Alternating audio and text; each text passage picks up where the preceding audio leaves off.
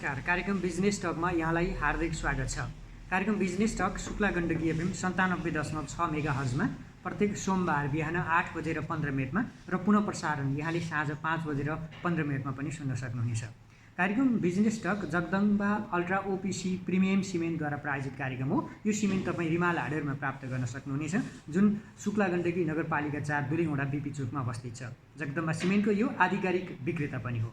कार्यक्रममा हामी एकजना व्यवसायीसँग कुरा गर्छौँ, उहाँका विगतदेखि वर्तमानसम्म कोट्याउने प्रयास गर्छौँ, ताकि यो कार्यक्रम यहाँले सुनिसकेपछि एक त व्यापार व्यवसाय गर्दा अप्नाउनु पर्ने महत्त्वपूर्ण कुराहरू थाहा पाउनुहुनेछ भने अर्कोतर्फ सम्बन्धित व्यवसायको प्रचार प्रसारमा पनि टेवा पुग्ने हामीले विश्वास लिएका छौँ। म राजन उपाध्याय र प्राविधिक साथी अशोक विश्वकर्मा यहाँहरूको बिचमा उपस्थित भएका छौँ। यो कार्यक्रम शुक्ला गण्डकी एफएम 97.6 मेगाहर्ज लेखेको आधिकारिक फेसबुक पेज र शुक्ला गण्डकी एफएम लेखेको युट्युब च्यानलमा पनि तपाईँले चाहेको समयमा गएर सर्च गरेर सुन्न सक्नुहुनेछ। आज पनि हामी एकजना अतिथिको साथमा यहाँहरूको बिचमा उपस्थित भएका छौँ। आज हामी एकजना व्यवसायी जो युवराज खतिवडा धादिङबाट पोखरा आएर आफ्नो व्यावसायिक र सामाजिक यात्रालाई निरन्तरता दिइरहनु भएको छ। उहाँसँगको हाम्रो विगतदेखि वर्तमानसम्म कोट्याउने प्रयास गर्छौँ। अहिले पछिल्लो समयमा उहाँले वाइयुके मिनी मार्केट, जुन पोखरा महानगरपालिका 18 लेक साइड सिडीमा करिब 100 सटर रहेको यो मिनी मार्केट शुभारम्भ गरिसक्नु भएको छ र यहाँ अहिले यो सटर बिक्री खुल्ला पनि छ। केही रेस्टुरेन्ट लगायत केही कार्यालयहरू सञ्चालन पनि भइरहेको छ। आज हामी यहीँबाट यो कार्यक्रम यहाँलाई रेकर्ड भइरहेको म जानकारी गराउन चाहन्छु। पोखराको पृथ्वी चोकमा पोखरा सस्तो बजार सँगै सिद्धार्थ चोकमा फेवा एग्रिकल्चर प्रणाली उहाँले नै यो शुभारम्भ गर्नुभएको।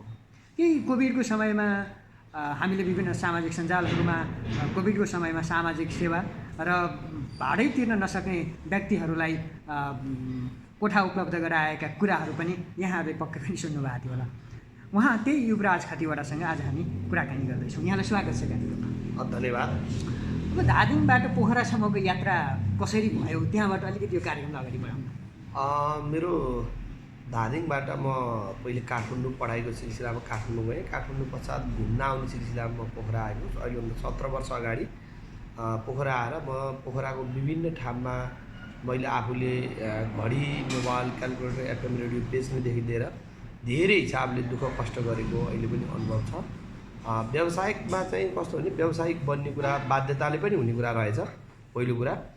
दोस्रो कुरा, व्यावसायिक बन्नको लागि त्यति सहज पनि छैन। हाम्रो जस्तो देशमा परिस्थितिले गर्दाखेरि हरेक किसिमको सामानाहरू दुःख कष्टलाई सामानालाई पार गर्दै गर्दै अहिलेसम्म यहाँ आएको हो भन्ने लाग्छ।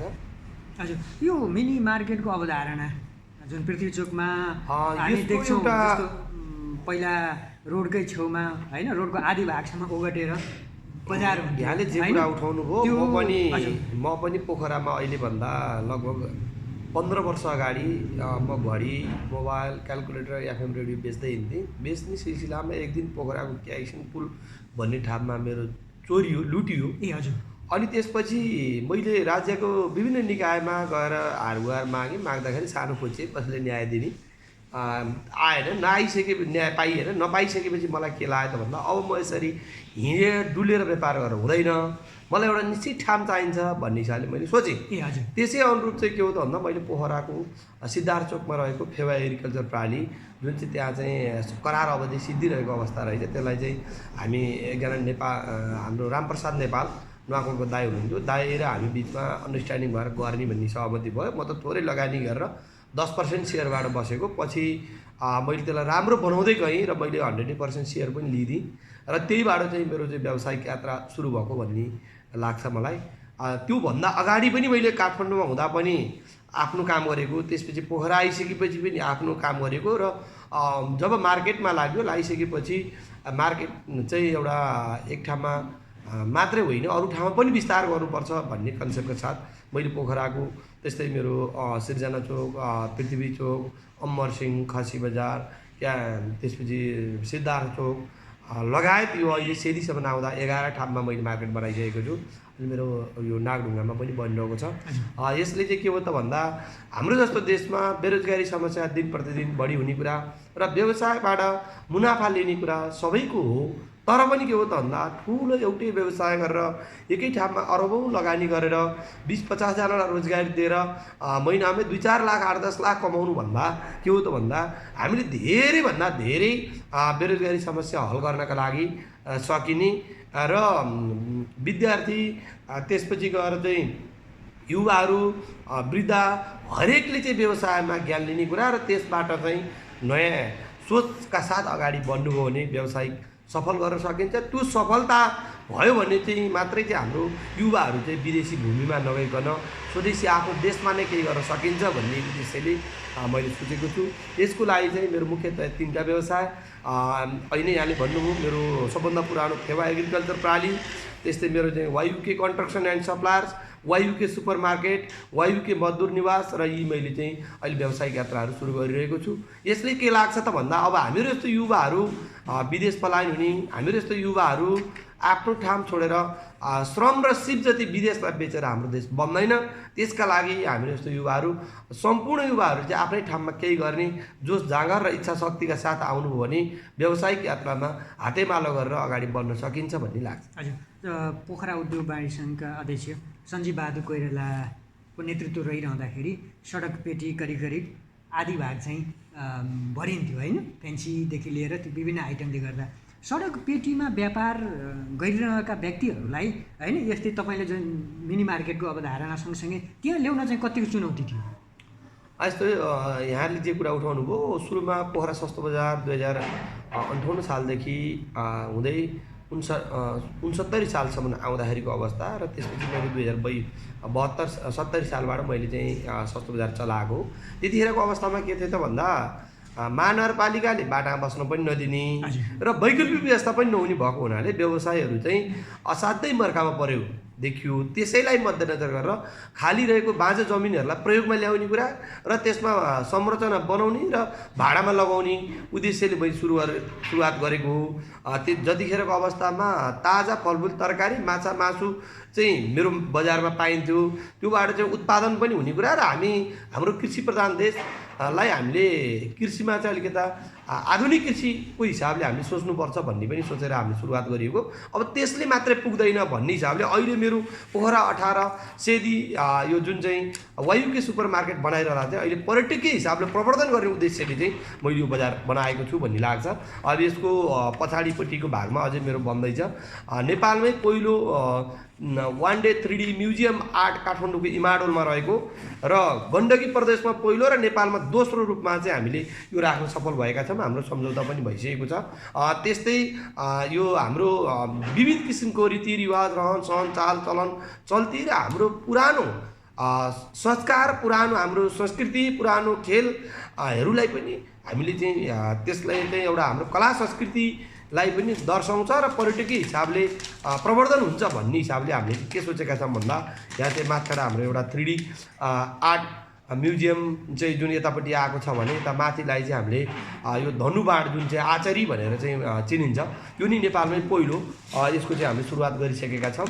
त्यसले गर्दाखेरि यो बजार चाहिँ के हो त भन्दा व्यावसायिक हिसाबले हब मात्रै नभइकन पर्यटकीय हिसाबले पनि हब। अब पहिलो कोभिड, दोस्रो कोभिड र तेस्रो कोभिडसम्म आउँदाखेरिको अवस्थामा व्यवसायहरू धेरै मारमा परेको र पर्यटक क्षेत्र चाहिँ सुस्ताएको मात्र होइन, पर्यटक क्षेत्र अस्ताएको र मरेको अवस्थालाई यसलाई बिउज्याउनको लागि चाहिँ केही न केही नयाँ आयाम, केही न केही नयाँ किसिमको चाहिँ दिनुपर्छ भन्ने हामीले जुन कुरा सोचेका छौँ त्यसै अनुरूप अब अहिले हामीले फिस थेरापी जुन चाहिँ माछाले खुट्टामा टोकाएर गर्ने उपचार पद्धति त्यो अन्तर्गत पनि मेरो यहाँ बन्न लागिरहेको छ। अब यसले गर्दाखेरि आन्तरिक तथा बाह्य पर्यटकहरूलाई पोखरा 18 सेदीमा चाहिँ किन आउने त भनेर भन्दाखेरि यहाँ नयाँ कुरा पाउने, विविध हाम्रो चाहिँ रीतिरिवाज, रहन सहन, हाम्रो भौगोलिक धरातलको विषयमा सम्पूर्ण कुरा अपडेट गराउन सक्ने भएको हुनाले हामीले यहाँ चाहिँ पोखरा 18 सेदीमा वायुके सुपर मार्केटमा व्यवसाय गर्न आउने इच्छुक व्यवसायहरूलाई पनि यहाँ चाहिँ हाम्रो भिन्नता अरू बजार र यसमा के छ त फरक भन्दा यो बजारमा आइसकेपछि एउटै प्रकृतिको व्यवसाय अर्कोसँग जुत्दैन र हामीले त्यो जुधार दिँदैनौँ, पहिलो कुरा।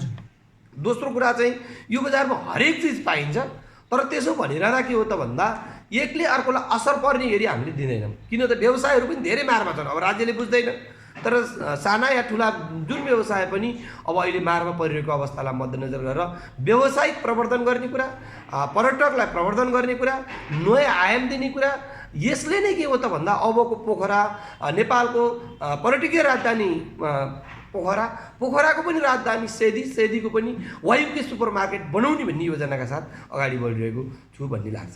जस्तो यो पोखराको गहना फेवाताल नजिकै छ होइन, त्यहाँका दृश्य पनि अहिले हामी निहालिरहेका छौँ। सँगसँगै यो वायुकेको बारेमा तपाईँले मिनी मार्केटको बारेमा धेरै कुरा बताउनु भयो। करिब 100 सटरहरू यहाँले चाहिँ निर्माण गर्नुभएको छ होइन? लगानी चाहिँ कति? वायुके सुपरमार्केट मेरो चाहिँ यो पोखराको अन्त पनि छ, मुख्य कार्यालय चाहिँ मैले यहाँ बनाउने भन्ने हिसाबले सोचिरहेको छु। अब यो चाहिँ के हो त भन्दा लगानी भन्दा पनि यहाँ चाहिँ व्यावसायिक प्रवर्धन ठुलो कुरा हो भन्ने हिसाबले सोचेको छु। लगानी पनि भएको छ, नभएको छैन। अब अरूको जग्गा भाडामा लिएर आज 1.5-2 वर्षसम्म भाडा तिरेको एउटा पीडा त छँदै नै छ। त्यसको साथसाथै अब लगानीको हिसाबले मैले चाहिँ अब यसलाई सम्पन्न गरिसक्दाखेरि 10 देखि 12 करोडमा सिद्ध्याउने भन्ने सोचेको हो। तर अहिले चाहिँ 15 भन्दा ओभर जान्छ भन्ने छ। अब यो कोभिडको मारमा ब्याङ्कले लोन नदिरहेको, भाइसाथीबाट चाहिँ हारगुहार गर्ने, अन्य व्यावसायिक सपोर्ट, त्यसले गर्दा नै यसलाई यो ठाउँमा आइरहेको छ भन्ने लाग्छ। मेरो वायुके कन्स्ट्रक्सनले नै यो निर्माण कार्य गरिरहेको छ। यो वायुके सुपरमार्केट जुन चाहिँ अब यसले पोखरालाई नयाँ आयाम दिनको लागि, नयाँ पर्यटकीय गन्तव्यको रूपमा स्थापित गराउनको लागि खोजिरहेको। त्यसले गर्दा अब लगानी त त्यस्तो धेरै ठुलो होइन, मभन्दा ठुला व्यवसायहरू पनि छन्। तर एउटा कुरा चाहिँ म दावाका साथ भन्छु, रोजगारी दिने कुरामा, युवाहरूलाई स्वदेशमै रोजगारी प्रदान गर्ने कुरामा म उमेरले सानो, लगानीले थोरै भए पनि सङ्ख्यात्मक हिसाबले बेरोजगारीहरूलाई रोजगारी दिइरहेको छु भन्ने लाग्छ।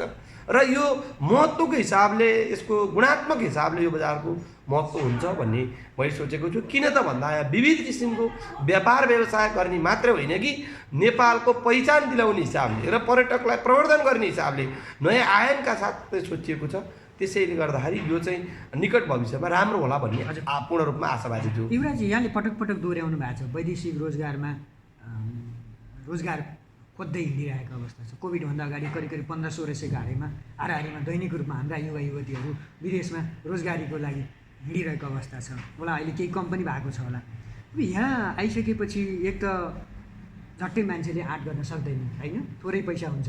वैदेशिक रोजगार हो भने त 2-3 लाख 2-4 लाख 8-10 लाख खर्च गर्न तयार हुन्छन्। त्यहाँ गइसकेपछि अलिकति आम्दानी हुन्छ भन्ने किसिमको सेप पनि भएर होला।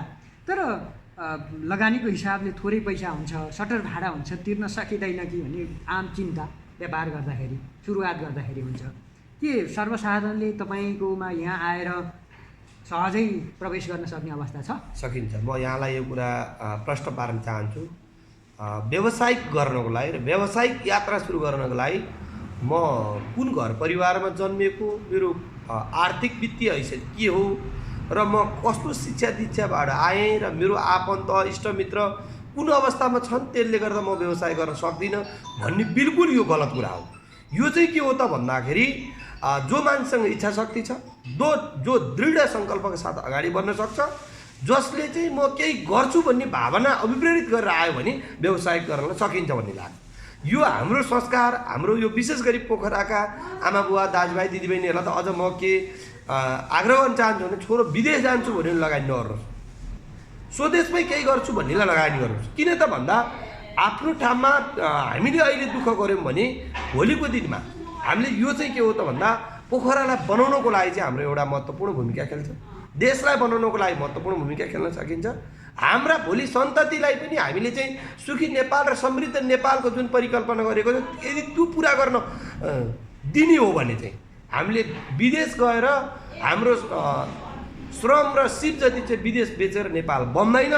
यो राजनीतिक पार्टीहरू, विभिन्न यो देश सञ्चालन गर्नुभएका राजनीतिक कर्मीहरूलाई पनि म के आग्रह गर्न चाहन्छु भने भोटको लागि मात्र आह्वान नगर्नुहोस्। युवाहरूलाई, बेरोजगारी युवाहरूलाई रोजगारी प्रदान गर्ने कुरा र उत्पादनमा जोड दिने कुरा, उद्योग धन्दालाई, कर कारखानालाई सहजीकरण गरिदिनु भने हाम्रो जस्तो त देश धनी, हाम्रो जस्तो प्राकृतिक हिसाबले सौन्दर्यता, हाम्रो जस्तो साधन स्रोतको हिसाबले हामी पूर्ण रूपमा छौँ। हाम्रो दक्ष जनशक्तिको अभावले हाम्रो देश बन्न सकिरहेको छैन, लगानीको हिसाबले बन्न सकिरहेको छैन।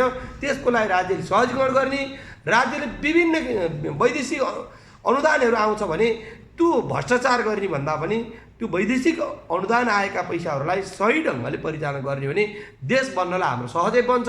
यसको लागि चाहिँ के छ भन्दा अहिले यहाँ काम गर्ने वातावरण छैन। एकदम यहाँहरूले गएर उठाउन सक्नुहुन्छ। मैले भनेको कुरा एकदम भूर्व सत्य कुरा छ। आज विकास निर्माणको लागि एउटा व्यक्तिले घर बनाउँछु, एउटा व्यक्तिले आफ्नो जग्गा काट्छु, यो बाटो बनाउँछु भन्दा महानगरपालिकाले डोजर लाउने अनुमति दिइरहेको छैन। कि त महानगरपालिका पूर्ण रूपमा असफल भन्नु पर्यो, होइन भने त विकास निर्माणको लागि अब हामी ढुङ्गे युगमा फर्केर अहिले पनि कुट्टो र कोदालो गैँची र बेलचाले निर्माण कार्य गर भनेर भन्ने कहाँसम्म ठिक छ भने यो एउटा सानो ज्वलन्त उदाहरण मात्रै हो। कुनै पनि एउटा नागरिकले आफ्नो काम गर्छु अथवा राज्यले चाहिँ यो काम गर्नु सहजीकरण भन्ने छँदै छैन। यहाँ त के छ भने कर्मचारीहरूलाई पैसा चाहिन्छ। यहाँ त ब्युरोक्रेसीले चाहिँ देश चलाएको छ। राजनीतिक पार्टीहरू भाषण गर्ने र ठुला गफ गर्ने ती चाहिँ विज्ञ भए। वास्तविक कामको विज्ञ, वास्तविक देशको विकासको लागि अगाडि बढ्ने भिजन भएको लिडरहरू एकजना पनि छैन। आदर्शका कुरा गर्ने चाहिँ लिडर हुन्छन्, यहाँ चाहिँ पहुँचको आधारमा चाहिँ नेता बन्छन्। त्यसले गर्दाखेरि चाहिँ के हुन्छ भने हाम्रो देश अझै पछाडि पर्नेवाला छ। यसको लागि चाहिँ तपाईँहरू जस्तो सञ्चारकर्मी, युवा मिडियाकर्मी साथीहरूलाई चाहिँ म के आग्रह गर्न चाहन्छु भने राज्यले गरेको हरेक उसलाई चाहिँ खबरदारी गर्नु गलत कुरालाई। ज्ञानै छैन राज्य संयन्त्र छ। अब अहिले यो मौसममा जुन चाहिँ काम गर्न पाएको छैन, काम गरेर दिएको छैन, के हो त भन्दा केही पनि होइन, सबै रोकेको। किन रोके त भन्दा कुनै रिजन छैन। राज्य संयन्त्र एकदम कमजोर छ। यसले चाहिँ यो विकास हुँदैन। यो विकास गर्नको लागि चाहिँ के हो त भन्दा विकासको अन्तिम उद्देश्य विनाश हो। बिना विनाश विकास हुँदैन। यसो भनिरहँदा विनाश गर्नुपर्छ भन्ने होइन। हाम्रा ताल तलैया, हाम्रो वन जङ्गल संरक्षण गर्ने हो। संरक्षणको नाममा हाम्रो त जस्तो छ त्यस्तै बनाएर बन्ने हो भने त आज चाहिँ हामीले घरै बनाउनु हुँदैन थियो त। तर के हो त भन्दा हामीले विकासको लागि चाहिँ यो बनाउँदा राम्रो हुन्छ या हुँदैन, त्यसको दुर्गामी असर पर्छ या पर्दैन भन्ने कुरा सोचेर कार्य गर्न लगाउनुपर्छ। त्यो गर्न सक्यो भने हाम्रो ठाउँमा सम्भावनाहरू छ। हामीले खेती गर्नको लागि चाहिँ आज जग्गा सम्झाउँछु भन्दा महानगरपालिकाले दिँदैन। हामीले चाहिँ किनभने हिजोकै हिसाबले हामीले 2टा गोरु पाल्ने, हिजोकै हिसाबले 4जना चाहिँ हामीले चाहिँ कामदार राख्ने र हिजोकै हिसाबले हामीले मकै लगाउने होइन। अब त हामीले कृषि गरे पनि के भन्छ आधुनिक कृषि प्रणाली, हामीले हाइब्रिड उन्नत जातका बिउ बिजन र उन्नत जातका बालीहरू उत्पादन गर्नको लागि हामीलाई चाहिँ के हो त राज्यले सहजीकरण गरिदिनुपर्छ। हिजो हामीले गोरु लाउँदा ट्र्याक्टर लाउनु पऱ्यो। आज हामीले चाहिँ मेसिनहरू, इक्विपमेन्ट्सहरू, औजारहरू प्रयोग गरेर चाहिँ हामीले विकास निर्माणको लागि हाम्रो चाहिँ कृषि प्रधान देशलाई कृषिमा चाहिँ हामीलाई पूर्ण रूपमा पुर्याउनको लागि चाहिँ काम गर्नुपर्छ। त्यो काम गर्ने वातावरण छैन। त्यो बनाइदिनको लागि पनि सम्पूर्ण मिडियाकर्मीहरूले पनि यसमा आह्वान गर्नुपर्छ भन्ने मलाई लाग्छ। श्रोता, तपाईँ सुन्दै हुनुहुन्छ कार्यक्रम business talk Shukla Gandaki FM 97.6 मेगाहर्जमा प्रत्येक सोमबार बिहान 8:15 र पुनः प्रसारण यहाँले साँझ 5:15 सुन्न सक्नुहुनेछ। हाम्रो आधिकारिक Facebook page Shukla Gandaki FM र शुक्ला गण्डकी FM को युट्युब च्यानलमा पनि तपाईँले यो कार्यक्रम सुन्न सक्नुहुनेछ। आज हामीसँग हुनुहुन्छ युवराज खतिवडा, जुन YUK मिनी मार्केट अहिले सञ्चालनमा आएको छ र करिब करिब 167 शुभारम्भ हुँदैछ। केही बुकिङ पनि भइसकेको छ, केही रेस्टुरेन्ट लगायत विभिन्न पसलहरू यहाँ शुभारम्भ पनि भइसकेको छ। यसैका सञ्चालक युवराज खतिवडासँग आज हामी कुराकानी गरिरहेका छौँ। हामी फेरि कुराकानीलाई जोड्न चाहन्छु। जस्तो अब राज्यले त यहाँले भन्नुभयो होइन, अब व्यवसायहरूसँग हामी कुराकानी गर्दाखेरि चाहे त्यो करका कुरा हुन् होइन, अनि विभिन्न अनुसन्धानका नाममा हुन्, राज्यले दुःख दिइरहेको, प्रशासनले दुःख दिएको कुराहरू विभिन्न ठाउँबाट आइरहेको हुन्छ। एउटा सहज वातावरण बन्नको निम्ति व्यवसायलाई के कुराको आवश्यक पर्छ? व्यवसायलाई हामीलाई अनुदान चाहिँदैन। हामी राज्यलाई ट्याक्स भ्याट तिर्न तयार छौँ, तिरेर पनि रहेको छौँ। तर हामीलाई सहजीकरण चाहिन्छ। एउटा आज यो देशको नागरिक, तपाईँ युवा यातायातमा जानुभयो 2 दिन वेट गर्नुपर्छ ट्याक्स सुन्नु चाहिँ आफ्नो ट्याक्स तिर्नको लागि। मालपोतमा जानुभयो 2 दिन वेट गर्नुपर्छ।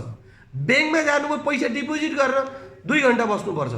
तपाईँको चाहिँ सरकारी कार्यालयमा जानुभयो 1 घन्टा गर्नुपर्छ। हामी चाहिँ रैती, उहाँहरू चाहिँ शासक, उहाँहरू चाहिँ के हो त भन्दा यो उहाँहरू चाहिँ राजा महाराजा, एउटा राज्यलाई ट्याक्स बुझाउने हामी यो देशको नागरिक युवाहरू हाम्रो ट्याक्स महिनामा 5-7 लाख रुपियाँ ट्याक्स बुझाउँछौँ। वर्षमा हामीले 50 लाखको ट्याक्स बुझाउने चाहिँ हामी चाहिँ त्यो पुरै उहाँहरूको चाहिँ शोषण, दमन, अन्याय, अत्याचार, उत्पीडन सहेर बस्नुपर्ने। तर हामीले लगेर हाम्रो ट्याक्स लिँदैनौँ भन्दाखेरि घुस्काउनु पर्यो। कस्तो देशको नागरिकमा सबभन्दा पहिले स्थानीय जनप्रतिनिधिहरू करेक्सन हुनुपर्छ। अहिले स्थानीय सरकार चाहिँ चलिरहेको छ। अब वैशाख 30 गतेबाट स्थानीय सरकार चाहिँ परिवर्तन भएर नयाँ नेतृत्व आउने स्थानीय चुनाव छ। यो के भइसक्यो त ट्रेन्ड भन्दाखेरि अब जनप्रतिनिधि हुन जाने भनेको अहिले लगानी गर्ने अनि कमाउन जाने यो छ। यो बिल्कुल यसको लागि चाहिँ बेलैमा ख्याल गर्नुपर्छ। सबभन्दा यो देशको घातक जनप्रतिनिधिहरू भ्रष्टाचारी भए। सबभन्दा बढी कर्मचारीहरू तपाईँको चाहिँ कसैको कुरा नसुन्ने, कुनै पनि काम गर्न जाँदा कागजले मात्रै घुमाइरहने होइन के। हामीले त कुनै काम गर्न चाहन्छौँ भने युवाहरू किन नेपालमा केही गर्न चाहँदैन त नि? म एउटा कुरा के भन्न चाहन्छु भने युवाहरू आज किन काम गर्ने? हामीले आज आफ्नो कुनै पनि कुरा राइट्स लिनको लागि चाहिँ 15 दिन घुस्काउनु पर्ने, 15 दिन गएर ढोग्नु पर्ने, नमस्कार गर्नुपर्ने हो। सिस्टम छ भने भ्याट गर्नु, छैन भने पठाइदिने हुन्छ नि त। यहाँ मेरो मान्छे नातावाद किर्तावाद मेरो राजनीतिक पार्टी आस्थाका आधारमा विचारको आधारमा यो व्यक्तिलाई दिनु हुन्छ हुँदैन, यो व्यक्तिलाई खेल्नुपर्छ, यसको भए चाहिँ चलाउनु दिनु हुँदैन, यसको भए चलाउनु दिनुपर्छ भन्ने यो मान्यताबाट चाहिँ कहिले चाहिँ हामीले चाहिँ मुक्त हुने? यो कुराको अन्त्य हुँदैन भने विभिन्न राजनीतिक पार्टी, मेरो पार्टीले गरे कालो भयो नि ठिक, गोरो भयो नि ठिक, अर्कोले गरे सेतो भयो नि ठिक, बेठिक, कालो भयो नि बेठिक भन्ने कुरा जुन छ नि राजनीतिक आस्थाका आधारमा काम गरेर दिने र नदिने भयो, यो एकदमै विडम्बना छ, यो दुःखदायी छ। यसले गर्दाखेरि हामीलाई कृषिमा अनुदान चाहिँदैन, हामीलाई बजार सहजीकरण गरिदिनुपर्छ। आज एउटा गाडी चलाउने चालकले चाहिँ के छ त भन्दा हरेक ठाउँमा जाँदा दिनानुदिन दुःख र कष्ट मात्रै हुन्छ। आज तपाईँको चाहिँ हरेक पेट्रोल पम्पमा जानुहोस्, तपाईँले भने जति पेट्रोल डिजेल आउँदैन, कसले गर्ने अनुगमन? त्यहाँ गयो अनुगमन भने चित्त बुझाएर पठाएको हुन्छ। आज यहाँ पैसा तिर्दैन, पैसा तिर्ने भनेको हामी के चाहन्छ भने हामीलाई ट्याक्स अहिलेको ठाउँमा डबल होस्, हामीलाई आपत्ति भएन, हामीलाई समय बर्बाद हुनु हुँदैन, जायज जायज नाजायज नजायज, गर्न मिल्न दिने गर्न नमिल्न नदिने गर्ने हो भने काम गर्न सकिन्छ। तर यहाँ चाहिँ के छ भन्दा ट्याक्स चाहिँ बढाइन्छ अथवा ट्याक्स घटाइन्छ। के गरिन्छ त भन्दाखेरि त्यसपछि त्यहाँभित्र मिलेमतो हुन्छ र सेटिङमा काम हुन्छ। यो सेटिङको अन्त्य गर्नुपर्छ। यो सेटिङ छ भने कहिल्यै पनि हाम्रो देश विकास हुँदैन। बाह्रले खाएको मकै र कर्मचारीले खाएको नेपाल एउटै भएको छ। ब्युरोक्रेसी प्लस अब अहिलेको जनप्रतिनिधिहरू पनि के हो त भन्दा अब कमाउन जाने धन्दामा छन्। अब कमाउन आउने जो कमाउ धन्दा गर्नेहरूलाई चाहिँ खबरदार भन्नुपर्छ र दण्डित गर्नुपर्छ। सेवक त यहाँ छँदै छैन, कहाँ सेवक छन् र भने यहाँ त गइसकेपछि त उ त जो जानुहुन्छ उहाँ त के छ दमन गर्न जाने, यो कहाँ सेवक हो? जस अबको आउने जुन चुनाव हुँदैछ वैशाख 30 मा हैन, त्यहाँ चाहिँ अब सेवकको रूपमा आउनु पर्यो हैन? त्यो कुरा सेवकको रूपमा आउने हो, तर त्यो संस्कार त्यो परम्परा नै छैन। हिजो आउनले यसो गर्यो, उसले यति कमाएर गयो, अब यति कमाउनु पर्छ, उसले यति दुःख दियो, मैले यति दुःख दिनुपर्छ भन्ने छ। आज एउटा कुनै कुरामा गएर हामीले चाहिँ काम गर्छौँ, हाम्रो चाहिँ त्यसलाई चाहिँ नापजाप गरिदिनु सर नमस्कार भन्दाखेरि मोबाइलमा गेम खेलेर बसिएको हुन्छ। तर हाम्रो काम गरिने कर्मचारीहरू होइन टिकटक बनाएर बसिन्छ। त्यसपछि गएर चाहिँ हामी त्यहाँ जाँदाखेरि चाहिँ मेरो चाहिँ काम छ भने चाहिँ हामी चाहिँ कामै नभएको मान्छे हो। हजुर युवराजी, जस्तो अब यहाँले त सजिलो हामीले के हो त भन्दा हामीले जाँदाखेरि कहाँबाट अड्काउने कहाँबाट चाहिँ पैसा लिने भन्ने भन्दा बाहेक केही पनि भएन। यो दुःखदायी छ।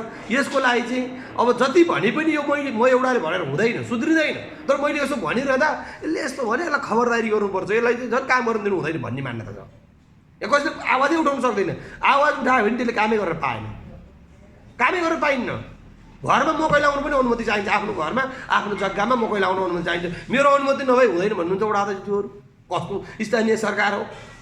धान लाउने अनुमति चाहिन्छ, चौतारा बनाउनु अनुमति चाहिन्छ भनेपछि हामीले चाहेको गणतन्त्र, हामीले चाहेको सङ्घीयता, हामीले चाहेको धर्मनिरपेक्षता, हामीले चाहेको विभिन्न जात जाति धर्म लिङ्ग क्षेत्र वर्गको लागि हकितको लागि भनेर महान 10 वर्ष जनयुद्ध हुँदै 19 दिने जनआन्दोलनबाट जे जति प्राप्त भयो, यो प्राप्त उपलब्धिहरूलाई पनि गलत हिसाबले चाहिँ प्रयोग गरिएको छ। यो दुःखदायी छ। त्यही भएर आम पोखरेलीवासी आमा बुवा दाजुभाइ दिदीबहिनीहरूलाई आगामी दिनमा तपाईँहरूले स्थानीय निर्वाचनमा भोट हाल्दा सक्षम नेतृत्व चुन्नुहोस्।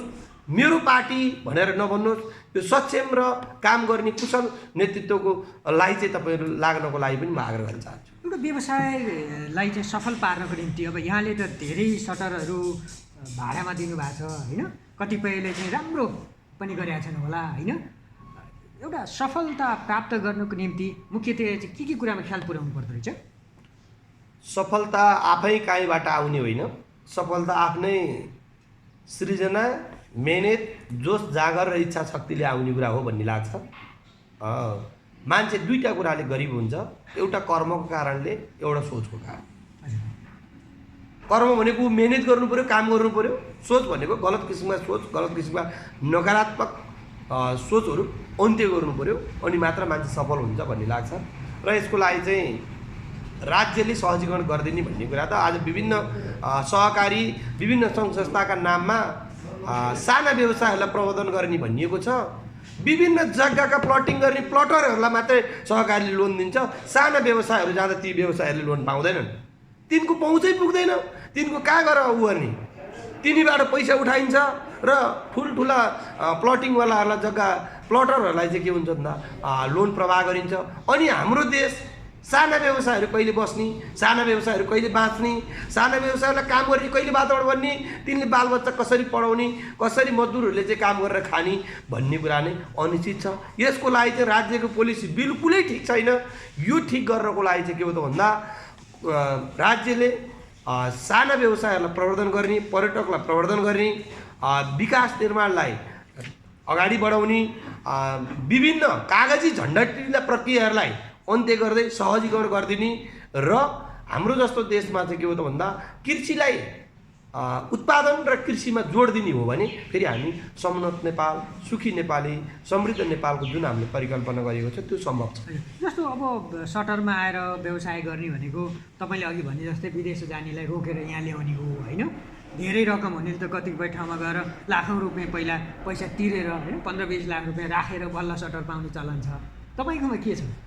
यस्तो छ, अब व्यवसायमा लगानी नै चाहिँदैन भन्ने त कुरा भएन। युद्धमा हतियार चाहिन्छ, व्यवसायमा लगानी पनि चाहिन्छ। तर के चाहिँ हो त भन्दा यो व्यवसायमा यहाँ गर्न सकिएन भने नि इच्छा शक्ति छ र कोही व्यावसायिक बन्छु भनेर आउनुभयो भने मेरो पोखराको अन्य ठाउँहरूमा पनि छ, त्यसलाई मेरो तर्फबाट सहजीकरण हुन्छ पहिलो कुरा। दोस्रो कुरा लगानीमै पनि चाहिँ बरु सहकार्य सहमति साझेदारी गर्न सकिन्छ। यो सबै कुरा पुरा गर्नलाई चाहिँ पहिलो कुरा इच्छा शक्ति र दृढ सङ्कल्प गरेर गर्छु भन्ने जोस जाँगरका साथ म जे परे नि गर्छु भनेर आउनुभयो भने चाहिँ त्यसलाई व्यावसायिक बनाउने चाहिँ मेरो प्रतिबद्धता हो। सहयोग गर्नुहुन्छ एकदम 100%। यहाँ अब घडी बेचिरहनुहुन्थ्यो होइन, सडक पेटीहरूमा हिँडिरहनुहुन्थ्यो, अघि तपाईँले पनि सुनाउनु भयो। त्यो चाहे सम्भवतः घडी त्यो लुटिएको कुरा चाहिँ यहाँले सम्झिरहनुहुन्छ, बिर्सिनुहुनु होला त्यो घटना। कहिले तपाईँलाई लागेको थियो यसरी म यो यतिको मेहनतले यहाँसम्म आइपुग्छु भन्ने एक किसिमको सोचाइ हुन्छ नि धादिङबाट आएर सडकमा हिँडिरहँदाखेरि? होइन, अब मेहनत गर्दाखेरि सफलता मिल्छ भन्ने त लागेको थियो। तर मेरो सोच चाहिँ म कि इन्जिनियर बन्छु कि न्यायाधीश बन्छु भन्ने थियो मलाई सानोमा सोच चाहिँ। म अहिले पनि के भन्छ कानुनका आफ्नै पाटाहरू र कानुन निश्चित वेमा हिँड्छ, कानुनले कसैलाई गलत नगर भन्छ भन्ने हिसाबले मलाई त्यो असाध्यै इन्ट्रेस्ट लाग्ने मनपर्ने सब्जेक्टभित्र हो। र म इन्जिनियर भनेर चाहिँ म अहिले मेरो निर्माण व्यवसाय पनि म हो। मेरो चाहिँ वायुकी कन्स्ट्रक्सन एन्ड सप्लाई प्रणाली म आफै डिजाइन गर्छु। मैले आफै डिजाइन गरिसकेपछि मैले धेरै घरहरू पनि बनाएको छु। म पोखराको उत्कृष्ट घरहरू बनाउन सक्छु। अब यो मेरो अहिले यो मार्केटको म आफै डिजाइन गरेको हो। यसको चाहिँ अब मलाई यदि म पढाइलाई निरन्तरता दिइरहेको थिएँ भने म आज इन्जिनियर हुन्थेँ भन्ने लाग्थ्यो। तर म यो व्यावसायिक भन्ने चाहिँ मलाई थिएन। म आज इन्जिनियर भएको थिएँ भने कुनै एउटा उसको चाहिँ म चाहिँ त्यहाँको मैले चाहिँ भनौँ न नक्सा हेर्थेँ होला, त्यसलाई चाहिँ मैले चाहिँ डिजाइन गर्थेँ होला र म त्यसमै सीमित हुन्थेँ र महिनामा 1-1.5 लाख खान्थेँ। तर आज म योमा गर्वान्वित छु, म खुसी छु कि आज मैले 2500 जनालाई चाहिँ रोजगारी दिएको छु। त्यसको चाहिँ म चाहिँ रोजगारदाता भएको हुनाले म एकदम खुसी छु। तर के हो त भन्दा मैले पढेको भएदेखि होला म अलिकता मलाई जब मेरो एसएलसी दिइसकेपछि म इन्टर लेभल पढ्नको लागि म काठमाडौँ गएँ। काठमाडौँको जब भर्ना भएँ क्याम्पस भर्ना भएपछि मेरो व्यावसायिक गर्नुपर्ने बाध्यता भयो। त्यो बाध्यताबाट चाहिँ म पोखरा आएको हो। मलाई के लाग्छ भन्दा आज म पढेर ठुलो मान्छे बन्ने भन्दा मैले आज रोजगारी प्रदान गर्न सक्दा म ठुलो मान्छे बन्ने लाग्छ। त्यो भएर मलाई धेरै पैसा कमाउने, ठुलो घर बनाउने, महँगो गाडी चढ्ने त्यस्तो सोख भन्दा पनि हाम्रो जस्तो देशमा हामीहरू जस्तो युवाहरू म जस्तै विभिन्न कारणले व्यापार व्यवसाय गरेर वञ्चित भएको, विभिन्न बाध्यता र परिस्थितिले गर्दा विदेश भौतारिएको र यहाँ आफ्ना बालबच्चा श्रीमती घर परिवारबाट टाढा रहेकाहरूलाई चाहिँ के हुन्छ भने आउनुहोस् तपाईँ हामी हातेमालो गरौँ, नेपालमै केही गर्नुपर्छ र केही गर्न सकिन्छ। त्यसका लागि तपाईँहरू सोचका साथ नयाँ जोस जागरका साथ आउनुभयो भने त्यसको लागि मेरो तर्फबाट चाहिँ पूर्ण रूपमा सहयोग हुन्छ भन्ने म प्राय हामी नेपालीहरू चाहिँ के देखिन्छ भने वैदेशिक रोजगारको लागि जाने, केही कमाउने अनि त्यसपछि बल्ल व्यावसायिक यात्रा थाल्ने त्यो एउटा परम्परा जस्तो देखिन्छ। तपाईँलाई कहिले लागेन यी व्यावसायिक यात्रामा हाम फाल्नुभन्दा अगाडि या त त्यो सडकपेटीमा हिँडेर घडी बेचिरहँदाखेरि विदेश जानु पर्ला भन्ने त्यो बेलामा त सोच आएन? यस्तो मलाई त विदेश जानु पर्ला मात्र होइन, विदेश जानलाई मेरो व्यापक दबाब थियो मेरो आफन्तहरूबाट। मेरो चाहिँ म 6 भाइको काइनो छोरा, मेरो चाहिँ 3 दाजुभाइ, 2 दिदी बहिनी, 2टा भाइहरू, बुवा आमा। अब म आर्थिक हिसाबले अभावमा जिइरहेको थिएँ। मेरो मुटुको बाइकको चिलो साङ्ग्रेर अपरेसन गर्नु पऱ्यो, जतिखेर 3.5 लाख रुपियाँ चाहिने। त्यतिखेरको म बाध्यताले चाहिँ के भयो त भन्दा मैले चाहिँ मुटुको अपरेसन गरेँ र म चाहिँ त्यसपछि पोखरा आएँ। आइसकेपछि विवाह यतै पोखरा गरियो। विवाह पश्चात चाहिँ अब सोचेअनुसारको चाहिँ आफूले चाहिँ आम्दानी गर्न नसक्ने त्यो भएको कारणले गर्दा आफन्त इष्टमित्र साथीभाइले चाहिँ यस्तोरी यहाँ गरेर हुँदैन, घडी बेच्दाखेरि त मलाई केही मेरो आफन्तहरूले सोच्दै होलान् घडी बेच्ने चाहिँ मेरो आफन्तहरू भन्न पनि कसैलाई लाज भयो होला, तर म त्यसमा गर्व ठान्थेँ।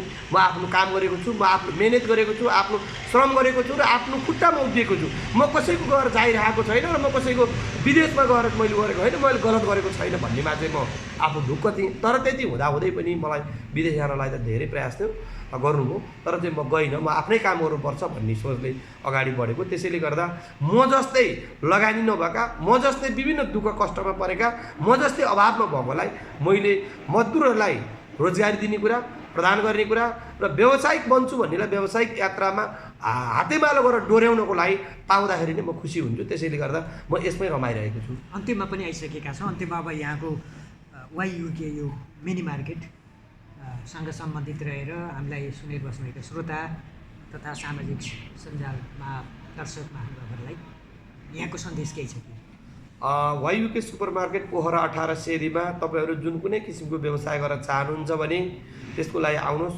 मलाई सिधै फोन गरेर आउन सक्नुहुन्छ। 98 560 29 113 मा फोन गरेर आउनुभयो भने तपाईँको नयाँ जोस जागर र तपाईँको इच्छा शक्ति र तपाईँको दृढ सङ्कल्प साथ आउनुभएकोलाई लगानी साथसाथै व्यावसायिक यात्रामा सफलता मिलाउनको लागि र सफलता मिलोस् भन्ने म शुभकामना पनि व्यक्त गर्न चाहन्छु। केही आइसक्नु भएको र आउने सोच राख्नु भएकोलाई र व्यावसायिक यात्रामा हातेमालो गरेर सँगै जाने प्रतिबद्धता पनि म जाहेर गर्न चाहन्छु। हस्, धन्यवाद। हस्, यो समय जानकारी कुराकानीको लागि यहाँलाई पनि धेरै धेरै धन्यवाद। हस्, धन्यवाद। श्रोता, यहाँ त Yuvraj Khadka YUK mini market जुन पोखरा 18 लेक साइड सेरीमा छ, यसका सञ्चालक, सँगै पोखराको पृथ्वी चोक, पोखरामा सस्तो बजार, सिद्धार्थ चोकमा फेवा एग्रिकल्चर प्रणाली लगायतका विभिन्न व्यावसायिक र सामाजिक क्षेत्रमा क्रियाशील व्यक्तित्व। तपाईँलाई आजको कार्यक्रम कस्तो लाग्यो? सल्लाह सुझाव र प्रतिक्रिया छन् भने अवश्य पनि लेखी पठाउनुहोस्। हाम्रा सामाजिक सञ्जालहरू सबै खुल्ला छन्। हाम्रो टेलिफोन नम्बर 065 414 378, मोबाइल नम्बर 98 028 34 111 र 34 112 सबै खुल्ला रहेको जानकारी गराउँदै आजको कार्यक्रमबाट म राजन उपाध्याय पनि बिदा हुन चाहन्छु। नमस्कार।